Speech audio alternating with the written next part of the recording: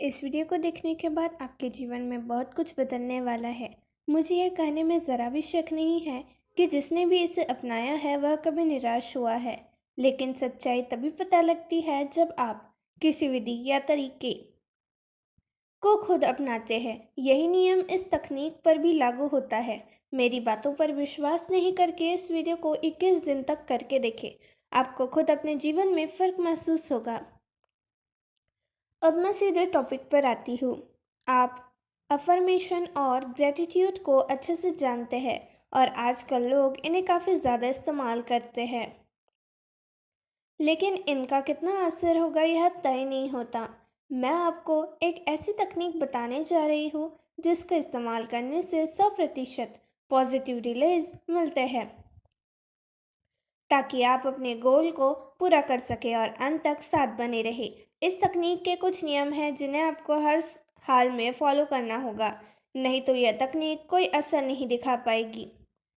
पहले यह नियम समझ लेते हैं, फिर तकनीक को जानेंगे। यह तकनीक सीधे महादेव से संबंधित है और उन्हीं के ग्रंथ से ली गई है। और आप अच्छे से जानते हैं कि महादेव कितने भोले हैं। वह किसी को कुछ भी दे सकते हैं, चाहे वह अपने भाग्य में हो या ना हो।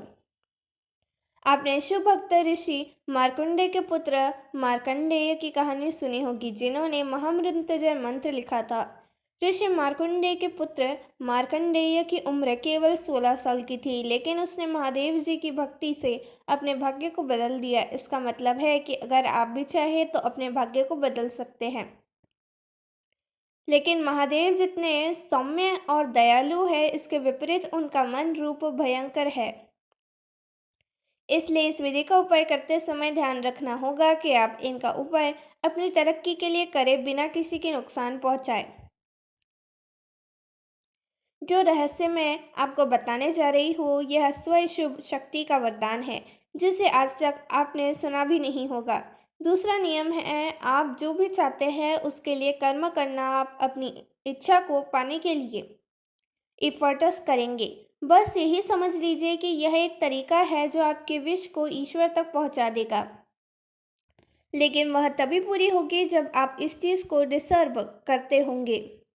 इसलिए अपने धर्म और कर्तव्य पर ऑनेस्टली हार्डवर्क करें और उस वस्तु की डिमांड करें जो आपको मिल सकती है। और आप इस बात को अच्छे से जानते हैं कि आप क्या और कितना प्राप्त कर सकते हैं। आइए चलते हैं देवों के देव महादेव के ज्ञान की शियम यात्रा पर।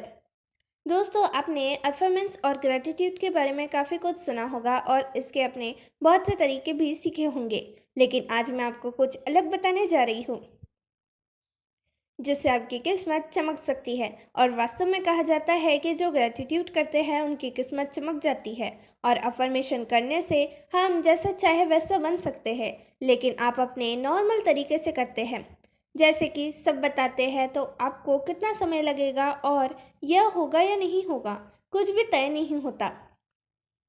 लेकिन अगर आप आगे बताने जाने वाली विधि के साथ अफर्मेशन और ग्रेटिट्यूड करते हैं, तो ये तय हो जाता है कि आपकी मन की इच्छा ज़रूर पूरी होगी।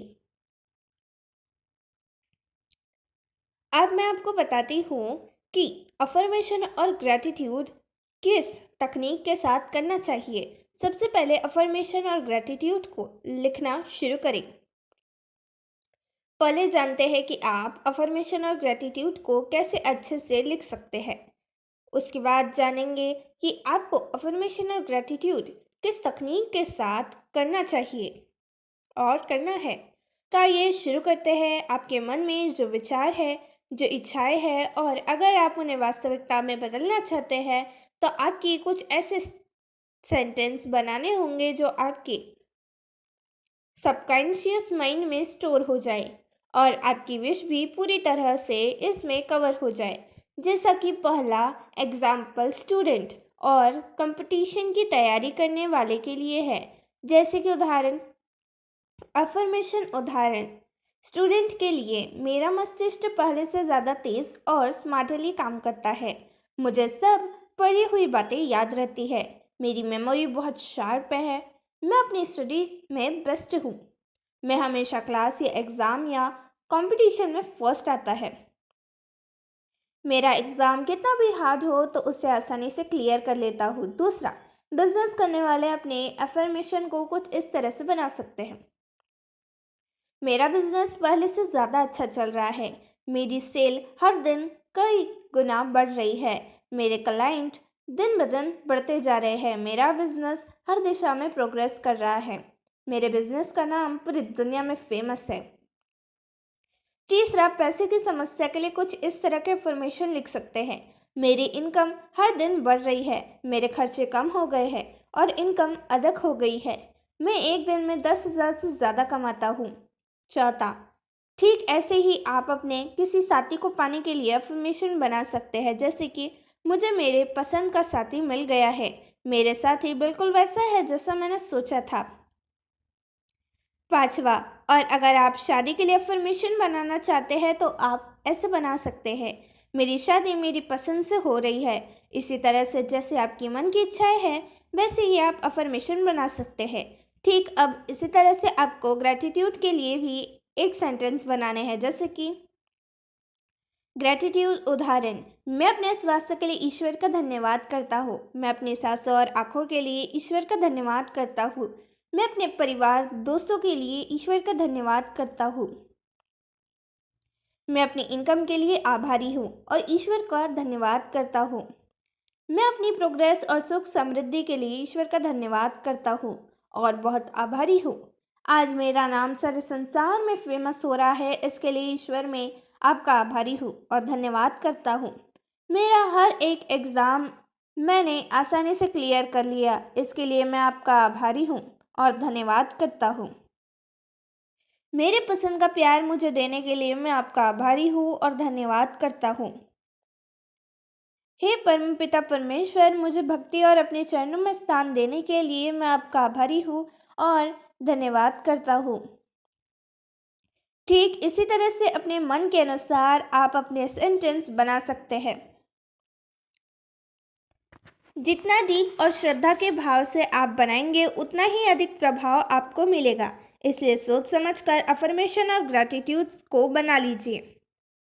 मैंने काफ़ी पहले एक भजन सुना था जो ग्रैटिट्यूड के लिए बिल्कुल सही और एकदम सटीक बना हुआ है। मैं आपको उस भजन के 2-3 सेंटेंस सुनाती हूँ। आप उसे यूट्यूब पर फाइंड करके सुन सकते हैं और इससे इंस्पिरेशन लेकर आप अपने लिए ग्रैटिट्यूड सेंटेंस बना सकते हैं। मुझे तुमने मालिक बहुत दे दिया है, तेरा शुक्रिया है, तेरा शुक्रिया है। कुछ इसी तरह से यह भजन है जो मैंने काफ़ी पहले सुना था। इसे इंस्पिरेशन लेकर आप इसे बना सकते हैं। अब समझते हैं कि आपको अफर्मेशन और ग्रैटिट्यूड किस तकनीक के साथ करना है। आप चाहे अफर्मेशन लिखें या ग्रैटिट्यूड लिखें, आपको दोनों रात में सोने से पहले लिखना है। जब आप अपना सारा काम खत्म कर ले और अपना मोबाइल भी बंद कर ले, मतलब बस अब आपको सोना है, तब आपको अफर्मेशन या ग्रैटिट्यूड लिखना है।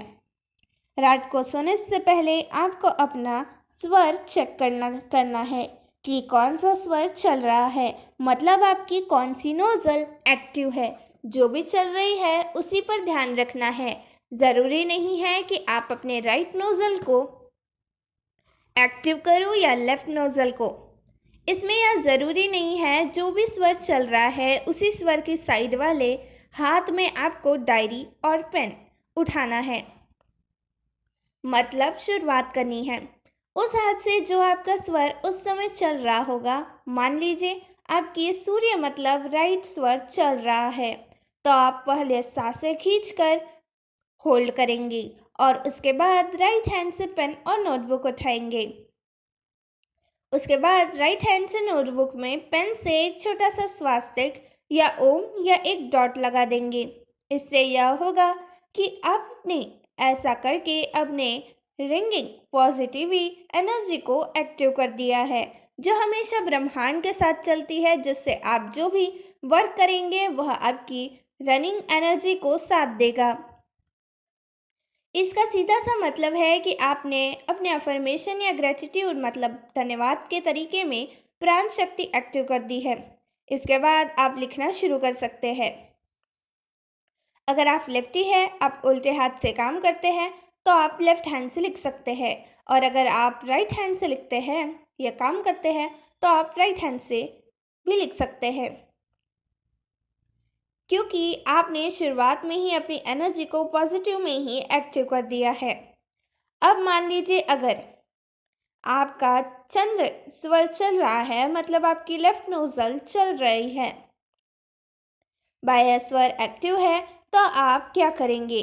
देखिए, अगर आप लेफ्टी है तो कोई बात नहीं, लेकिन अगर आप राइटी है तो आप स्वर चेक करने के बाद जब जान जाए कि आपका लेफ्ट नोजल चल रहा है, तो सबसे पहले आप अपनी सांसों को खींचकर होल्ड कर देंगे और लेफ्ट हैंड से नोटबुक उठाएंगे और नोटबुक में छोटा सा स्वास्तिक या ओम या डॉट लगा दें और अपनी अफर्मेशन या ग्रेटिट्यूड लिखना शुरू कर देंगे।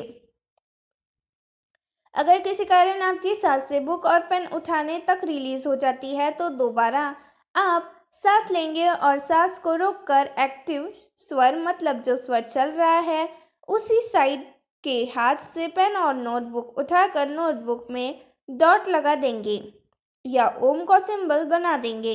उसके बाद आपको राइट हैंड से लिखना शुरू कर देना है। इसके पीछे का विज्ञान यह है कि जब आप बिना स्वर के कोई काम करते हैं तो वह काम डेड एनर्जी के साथ होता है, जिसका रिजल्ट क्या होगा इसका अंदाजा आप खुद लगा सकते हैं। और अगर आप एक्टिव स्वर के साथ कोई भी कार्य शुरू करते हैं तो आपका कार्य सिद्ध होने से कोई नहीं रोक सकता। एक बात आपको ध्यान रखना है कि जिस नोटबुक में आप अफर्मेशन या ग्रेटिट्यूड लिख रहे हैं, उस नोटबुक को आपको अपने तकिए के नीचे ही रखकर सोना है 21 दिन तक। और यह टेक्निक आपको 21 दिन तक फॉलो करना है। इस टेक्निक के माध्यम से आप ऐसे परिणाम देखेंगे जो आपने कभी सोचे भी नहीं होंगे। इसे अपने दोस्तों के साथ शेयर करें और चैनल पर नए हैं तो चैनल को सब्सक्राइब करें। धन्यवाद दोस्तों, आपका दिल से धन्यवाद।